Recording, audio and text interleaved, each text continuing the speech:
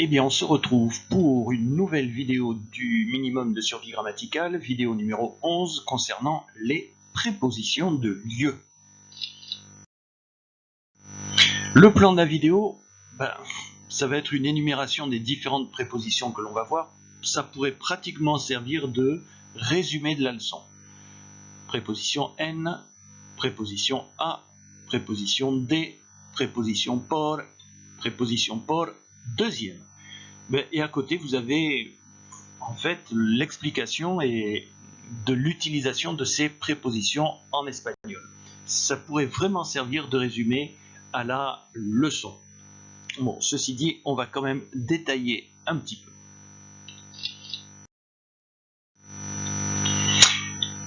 Alors, le problème qu'il y a avec les prépositions en général, c'est que le français et l'espagnol ne les utilisent pas de la même façon. Enfin, la plupart du temps, ils l'utilisent de manière différente.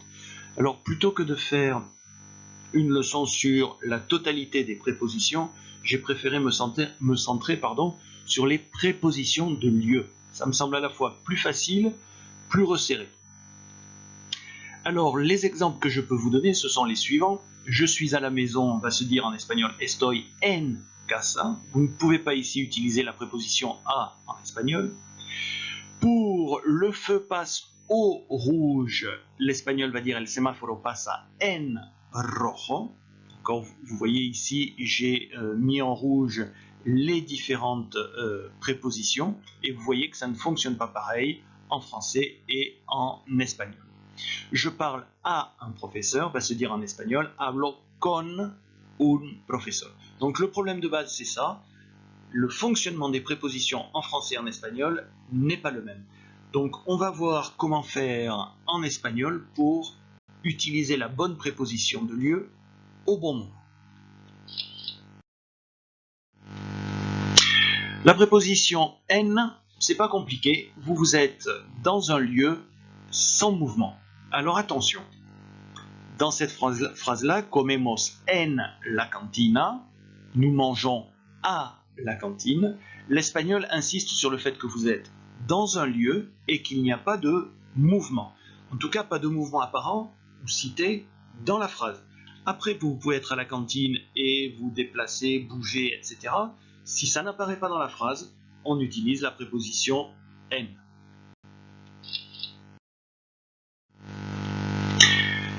La préposition a, c'est très simple, elle indique toujours en espagnol un mouvement vers. Exemple, vamos a clase, le français dira nous allons en classe. L'espagnol avec cette préposition privilégie le mouvement en direction de. Le français, lui, privilégie le fait d'aller à l'intérieur de quelque chose. Les habitudes ne sont pas les mêmes dans une langue et dans l'autre, donc ça, il faut y faire attention. Mouvement vers. La préposition D est la plus facile à utiliser parce qu'elle fonctionne pratiquement à chaque fois de la même façon en français et en espagnol. Elle indique un mouvement en provenance de. Exemple, venimos de clase, nous venons de cours, nous venons de la classe. Dans un cas comme dans l'autre, ça fonctionne à peu près de la même façon. La préposition por a deux utilisations, comme vous avez pu le voir dans la présentation de la vidéo. La première utilisation, vous utilisez por lorsque vous passez par un lieu. Vous savez que por se traduit souvent avec par en français, donc c'est une bonne façon aussi de s'en rappeler. Exemple, pasar por televisión, qui signifie passer à la télévision. Oui, l'espagnol considère que le fait de passer à la télévision, c'est votre image qui passe par le système de télévision pour arriver jusqu'à vous. Donc, c'est un lieu par lequel on passe. Deuxième utilisation de por, avec cette magnifique illustration, vous êtes à l'intérieur d'un lieu, mais cette fois-ci, vous êtes en train de vous déplacer. Pour être très précis, votre phrase dit que vous êtes en train de vous déplacer à l'intérieur de ce lieu. Oui, j'ai fait disparaître le chat parce qu'en cours, ça distrait les élèves et ils n'écoutent pas après mes explications. Exemple, andar por la acera, qui signifie marcher sur le trottoir. L'espagnol considère que le trottoir, la acera, est un lieu à l'intérieur duquel vous vous déplacez. Et par conséquent, on utilise la préposition por. Donc vous avez ici toutes les différentes utilisations que vous avez d'une préposition de lieu, en tout cas les principales utilisations. Ne réfléchissez jamais par rapport au français, réfléchissez toujours par rapport à la petite définition que j'ai mise sur fond bleu.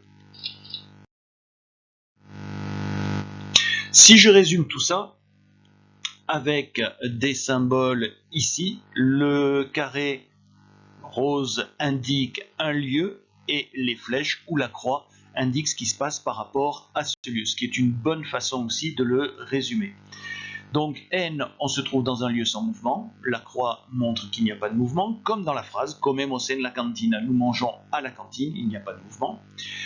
A indique un mouvement vers « vamos a clase », cette flèche va d'un lieu vers le lieu qui nous intéresse. Ensuite, préposition D, la flèche indique que l'on vient d'un lieu, c'est la provenance. Por, première utilisation, vous passez par un lieu, vous traversez ce lieu, avec des exemples un petit peu bizarres comme pasar por televisión, passer à la télévision. Et enfin, deuxième utilisation de por, on se déplace à l'intérieur d'un lieu. La flèche ici indique un mouvement, mais qui ne dépasse pas le lieu symbolisé par le carré.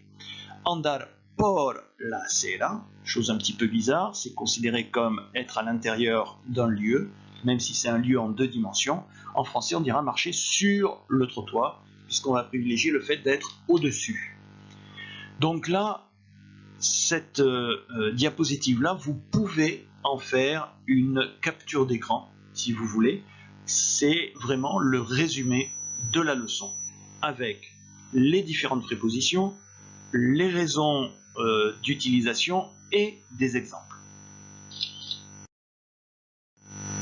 Alors, nous avons ici un petit exercice, un petit entraînement. Vous allez répondre oralement, directement, sans passer par l'écrit. Et vous voyez qu'il y a un espace vide ici au milieu de la phrase et il faut compléter par une préposition. El chofer pasa el taller mecánico, ce qui veut dire le chauffeur passe le garage. Alors, quelle est la préposition que vous mettriez ici? Je vous laisse réfléchir, pas longtemps. C'est fini et je vous donne la solution. Vous allez utiliser la préposition por, parce qu'il passe par le garage, à travers un lieu. Vous avez ensuite cette phrase-là. El alumno corre, espace blanc, la clase. L'élève court, la classe. Alors, quelle est la préposition que vous devez mettre ici? A, N, por, D, à vous de choisir. Et la solution, c'est por. Effectivement, l'élève est en train de se déplacer à l'intérieur d'un lieu. Et donc, on utilise la préposition por. Phrase suivante. Salgo de viaje Barcelona. J'attire votre attention sur l'irrégularité du verbe salir, qui veut dire sortir, et vous y faites bien attention. Bon, je vous laisse réfléchir à la préposition qui peut aller dans la phrase « Je pars en voyage Barcelone ». Je vous laisse réfléchir et je donne la solution. Et ici, c'est la préposition « à », parce que vous partez en voyage en direction de Barcelone. Donc, forcément, vous utilisez la préposition « à ». Pour une fois, ça correspond au français. Je pars en voyage à Barcelone. Oula, nous augmentons la difficulté. Vous avez 2 espaces blancs, donc 2 prépositions à donner dans la phrase Estoy el autobús que va Madrid. Je suis l'autobus qui va Madrid. Non, je ne suis pas l'autobus. Je suis, préposition, l'autobus qui va, préposition, Madrid. Je vous laisse trouver les 2 prépositions qui vont ici et là. Je vous laisse réfléchir. Je suis en train de parler pour meubler un petit peu pendant ce temps-là. Ça ne sert à rien, mais laisser un silence, on pourrait croire que la vidéo ne marche plus. C'est bon, hein? Allez, je vous donne les deux solutions. Alors, dans le premier cas, on va mettre N, parce que je suis dans l'autobus, je suis dans un lieu sans mouvement, préposition N. Par contre, je vais en direction de Madrid, préposition A. Dans ce cas-là, ça marche également comme en français. On continue avec deux solutions à fournir. Bajo qui veut dire je descends, un autobus que viene, un autobus qui vient, et de nouveau Madrid. Vous pouvez voir que vous avez pratiquement la même phrase. La seule différence va être dans les verbes. Ici le verbe estar, là le verbe descendre, je descends. Là le verbe aller et ici le verbe venir, je viens. Je vous laisse réfléchir à la solution ici et là. Je continue à meubler en parlant alors que ça ne sert à rien, mais pour ne pas laisser de silence. Et je vous donne les deux solutions. Et oui, quand vous descendez d'un autobus, vous êtes en provenance d'un lieu. Et quand vous venez de Madrid, enfin quand l'autobus vient de Madrid, lui-même provient de ce lieu qui est Madrid. Remarquez bien que si j'avais fait une phrase avec monter dans l'autobus, vous n'auriez pas les mêmes prépositions qu'en français. Ensuite, 3 questions et 3 espaces blancs. Un ici, un là qui est tout petit, qui se voit à peine mais qui est là, et un troisième ici. Donc 3 questions. Donde vienes? Où viens-tu? Donde vas? Où vas-tu? Donde pasas? Où passes-tu? Et j'ai oublié à chaque fois en français exprès la préposition qui correspond. Alors je vous laisse réfléchir un petit peu et je vais vous donner la solution. Je parle lentement exprès pour que vous puissiez réfléchir. Ça y est, c'est bon, je donne les 3 solutions. Alors, de donde vienes, cette préposition pouvait se deviner à cause du verbe qui se trouve ici. Le verbe venir indique en général la provenance, donc c'est logique de mettre ça. A donde vas, même chose, vous avez le verbe aller, donc ça serait plutôt en direction de. Por donde pasas, par où passes-tu? Le verbe passer indique généralement aussi un endroit par lequel on passe. Ceci dit, on peut quand même ici mettre la préposition por donde vienes, par où viens-tu. On pourrait peut-être même mettre por donde vas, par où vas-tu à tel endroit. C'est également possible. Je vous ai mis ici les solutions classiques. Alors normalement dans la description vous aurez un lien vers le site espagnolfacile.com avec des exercices mais aussi avec des leçons qui vous expliqueront la même chose mais de façon probablement un petit peu différente, ce qui est toujours intéressant.